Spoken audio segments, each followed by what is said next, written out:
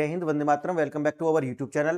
Friends, आपने एक बात पर गौर किया होगा कि लगातार अमेरिका का जो पेंटागन है वो एक बात को बार बार जो है उठाता रहा है और अब दोबारा से उसने यही कार्य फिर शुरू कर दिया है। और ये जो कार्य है यह है भारत और चाइना के बीच में जो सीमा विवाद है इसको लेकर के। अब देखिए पेंटागन का क्या कहना है। पेंटागन ये कह रहा है कि देखिए जो चाइना है वो लगातार इन्फिल्ट्रेशन की जो कोशिश है वो भारत के अंदर कर रहा है और भारत के जो अरुणाचल को लेकर के या फिर जितनी भी 8833 किलोमीटर की जो बाउंड्री है इसको लेकर के चाइना के जो दावे हैं उनको जो है और ज्यादा एक प्रोपोगेंडा करने का जो प्रयास है वो अमेरिका की एजेंसी कर रही है। आज हम ये देखने वाले हैं कि ऐसी क्या मजबूरियां हैं कि चाइना जो इसे लेकर के खासकर जो भारत के साथ जो बाउंड्री है इसे लेकर के इतना ज्यादा जो सेंसिटिव दिखाई क्यों पड़ता है। और दूसरा जो मुद्दा है वो है कि 1914 का जो शिमला समझौता है आखिर क्या कारण है कि चाइना इसको एक्सेप्ट भी नहीं कर सकता और इसे रिजेक्ट भी नहीं कर सकता। तो देखेंगे कि ये कैसे गले की फांस जो है बना हुआ है चाइना के लिए। आइए देखते हैं कि आज का जो मसला है वो क्या है। मसला है कि अमेरिका पेंटागन की जो रिपोर्ट के दावे हैं वो ये कहते हैं कि देखिए चाइना लगातार भारत की जो बाउंड्री है उसकी ओर लगातार अपने आप का जो है कोर इंटरेस्ट के अंदर शामिल किए हुए है। यानी कि अमेरिका कह रहा है कि चाइना भारत के ये जो अरुणाचल प्रदेश के साथ सीमा हो इसको कोर इंटरेस्ट मानता है। इसका मतलब यह है कि इस क्षेत्र पर चाइना के जो दावे हैं वो ज्यादा गंभीर हैं। आइए और देखते हैं। और देखिए एक मैंने जैसा कि बताया कि चाइना जो है 1914 का जो शिमला समझौता हुआ था उसको लेकर के एक ना तो रिजेक्ट करता है ना ही एक्सेप्ट करता है। कारण यह है कि अगर चाइना इस 1914 के जो शिमला समझौते को एक्सेप्ट करता है तो समझिए कि उसको जो तिब्बत है उसकी स्वायत्ता को मानना पड़ेगा। कारण क्या है? कारण यह है कि 1914 का जो शिमला समझौता हुआ था यह ब्रिटिश इंडिया और जो तिब्बत है उसके बीच में हुआ था, ना कि चाइना, क्योंकि चाइना उसमें पार्टी नहीं था, चाइना जा चुका था।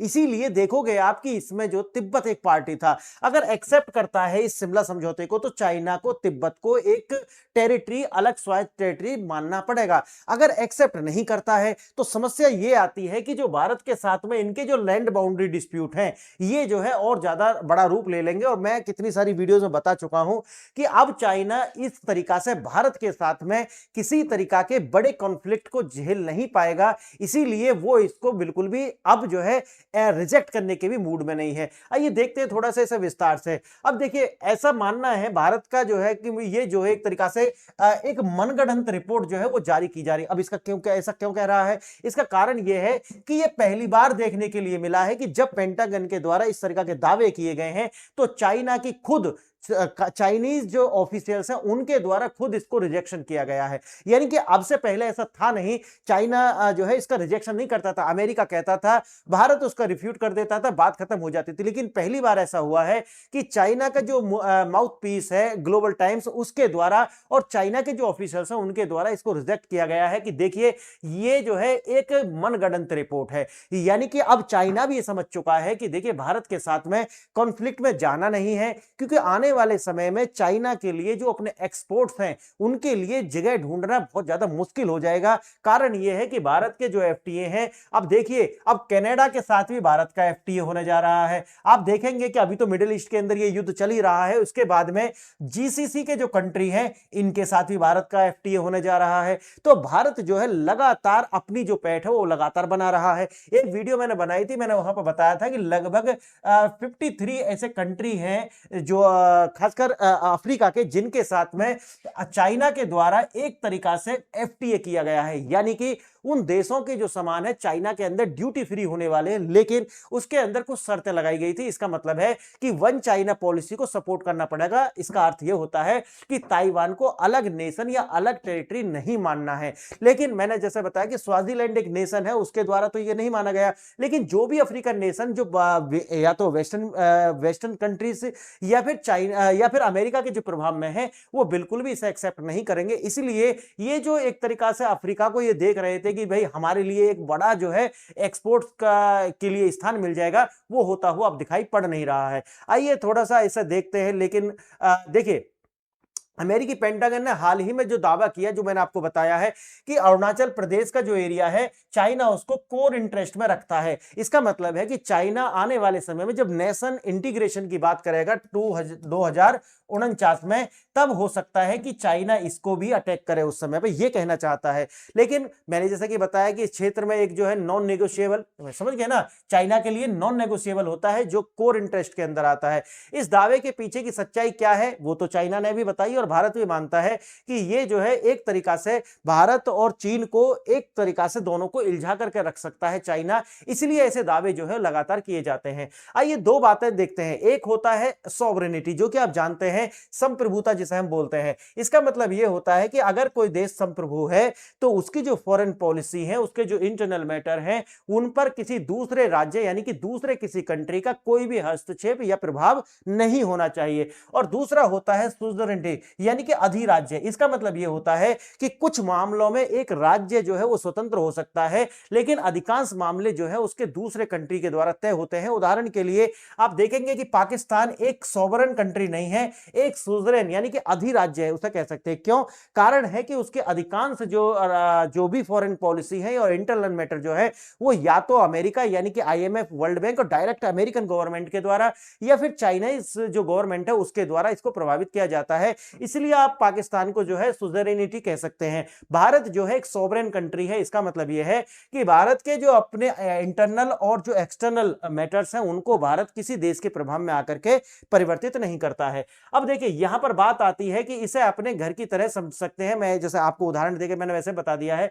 घर के अंदर अगर आप सॉवरेनिटी और सुज़रेनिटी को समझना चाहते हैं कि घर के अंदर की दीवार यानी कि अपने घर के अंदर आप जो भी निर्णय लेते हैं हो सकता है कि उन पर आपका पूर्ण नियंत्रण हो, लेकिन जैसे ही घर के बाहर आप जाते हैं वहां पर आपका एब्सोल्यूट कंट्रोल नहीं होता है। यानी कि रोड कैसे होने चाहिए, जो सरकारी जमीन है उस पर कोई इमारत कैसे बननी चाहिए, ये सारे निर्णय आपके नहीं होते। इसका मतलब है कि एक अधिराज्य की तरह वो कार्य करता है। जैसे यहां पर बताएंगे आपको, घर के अंदर के मामले आपके हो सकते हैं, लेकिन बाहर जो है रोड पर गाड़ी कहां खड़ी होगी मोहल्ले के लोग ये तय करेंगे, ना कि आप ये तय करेंगे। रोड जो है वो कितना चौड़ा होने वाला है ये सरकार तय करेगी या और लोग तय करेंगे, आप इसको तय नहीं करेंगे। क्लियर है? एक छोटा सा मैंने एग्जांपल देकर के बताया है। देखिए 1914 का जो शिमला समझौता जो हुआ था, जो मैंने शुरू में आपको बताया है कि चाइना इसको एक्सेप्ट भी नहीं करता, रिजेक्ट भी नहीं करता। क्यों? कारण यह है कि दोनों ही मसले में वो फंसा हुआ है। देखिए कारण यह है कि ब्रिटिश इंडिया और उस समय जो स्वायत्त जो तिब्बत का क्षेत्र था, इनके बीच में ही यह संधि हुई थी। समझ गए मेरी बात?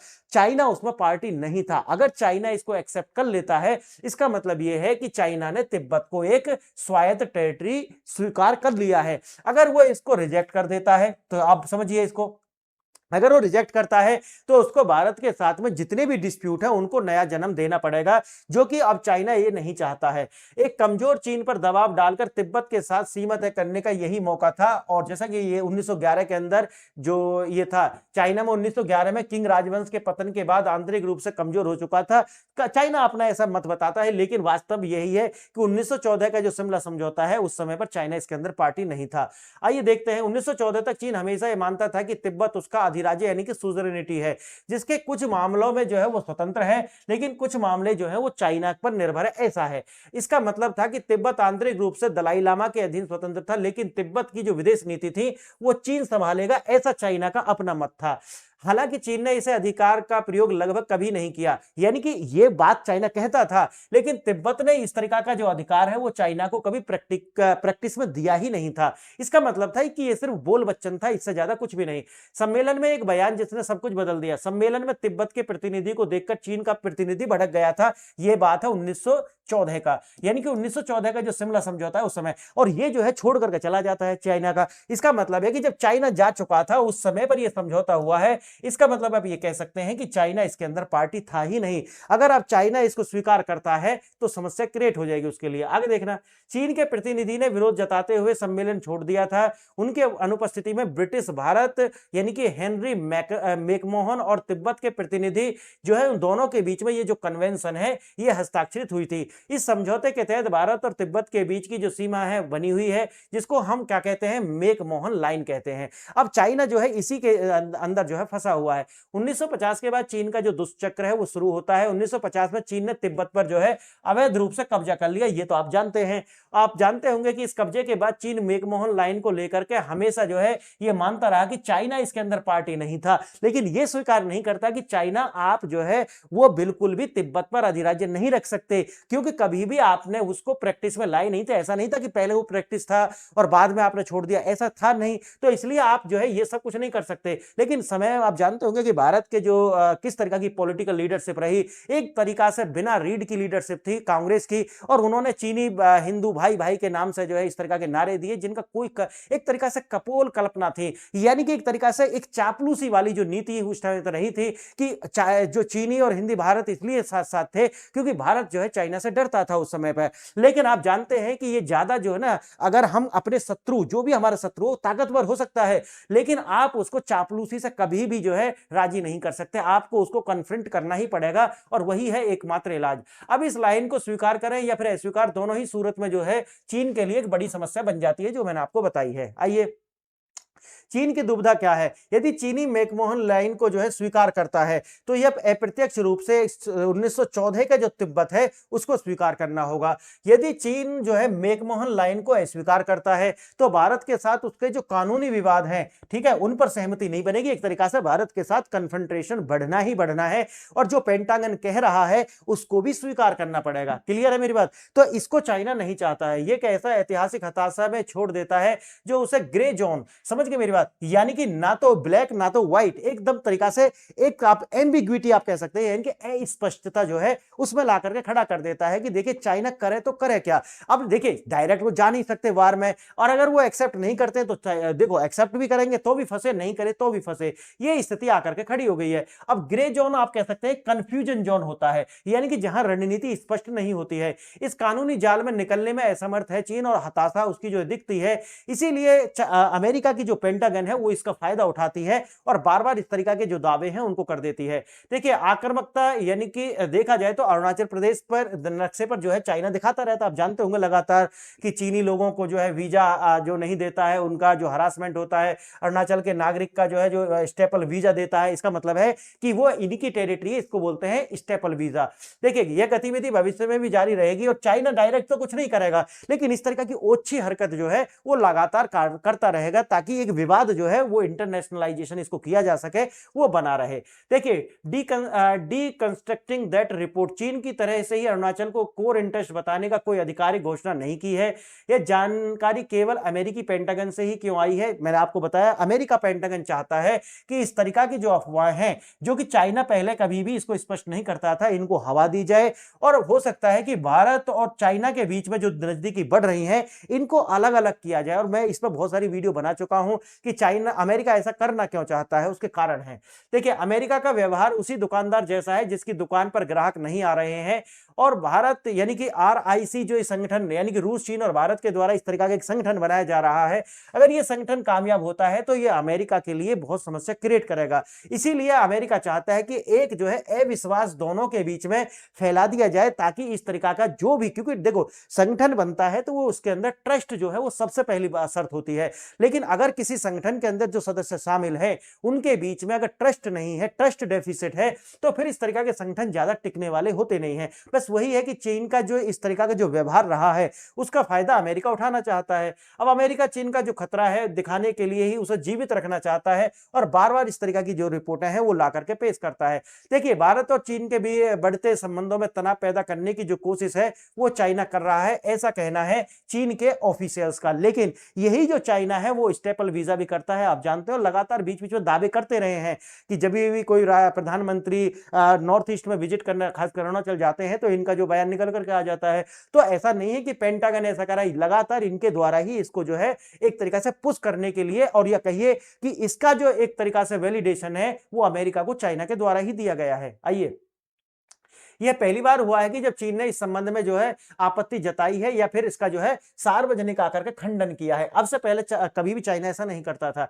यह चीन का असामान्य कदम अमेरिका की मंशा पर गंभीर सवाल खड़े कर देता है, और मैंने जैसे कि बताया कि अमेरिका एक कंट्री है और वो वही करेगा जो अमेरिका के लिए बिल्कुल अच्छा है और जो उसके लिए फायदा है। तो इसमें अमेरिका गलत नहीं है। अगर हम गलत हैं, कारण क्योंकि हम फॉरेन पॉलिसी के अंदर भी एथिक्स ढूंढने निकल पड़ते हैं, राजनीति के अंदर भी हाई वैल्यूज की डिमांड हम करने लगते हैं। हैं तो अप्रोच हमारी गलत है, बल्कि वो जो होना चाहिए वही अमेरिका कर रहा है। अमेरिका गलत नहीं कर रहा है, अमेरिका बिल्कुल सही है। देखिए, एक ऐतिहासिक कानूनी जाल में फंसने की हताशा है। मैकमोहन लाइन पर अपनी कमजोरी को छिपाने के लिए ग्रे जोन टैक्टिक्स जो है, ग्रे जोन टैक्टिक्स समझ गए ना, कंफ्यूजन में रखो ना, तो पता चले कि ये सही है या गलत है, इस तरीका से।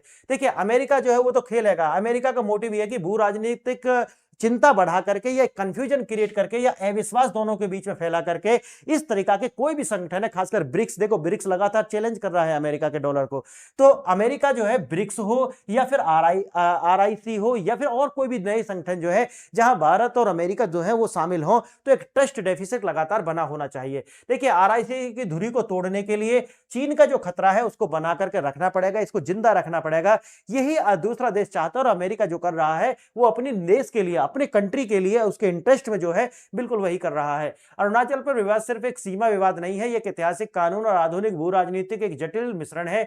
इस गहरी समझ के साथ आप जो है अपने विचारों को आप भी प्रस्तुत करें कि वास्तव में भारत जो है इनकी तरीका के जो भी विचार आ रहे हैं उसमें क्या करना चाहिए। हमें जो है, हमारा सबसे पहली बात है चाइना के साथ में व्यापार, दूसरा है चाइना एक हमारा पड़ोसी है क्योंकि पड़ोसी आप बदल नहीं सकते, और तीसरा सबसे बड़ी बात है कि भाई चाइना जो है जिस फॉर्म में आज कम्युनिज्म की फॉर्म में है, आने वाले समय में ये कब तक बना रहेगा इसका हमें वेट करना चाहिए। और भारत जो है आने वाले समय में और ज्यादा शक्तिशाली हो और हम जो जिस तरीके की टेरिटरी चाइना ने द्वारा हमारी कब्जाई गई है, अपने नेशनल इंटरेस्ट में आने वाली जनरेशन इसको जो है फुलफिल करें। आने वाले 50 साल के अंदर भारत एक महाशक्ति होने वाला है, तो ये जो है उस काम के लिए हमें आगे रख देना चाहिए। और आज जिस तरीका से भारत की जो अब सबसे पहली जो जरूरत है, रोजगार हो या भारत की जो आर्थिक जो है स्थिति को तेजी से बढ़ाना हो, ये कार्य हमारी प्रायोरिटी पे होने चाहिए। आपने वीडियो देखा इसके लिए बहुत बहुत धन्यवाद। जय हिंद।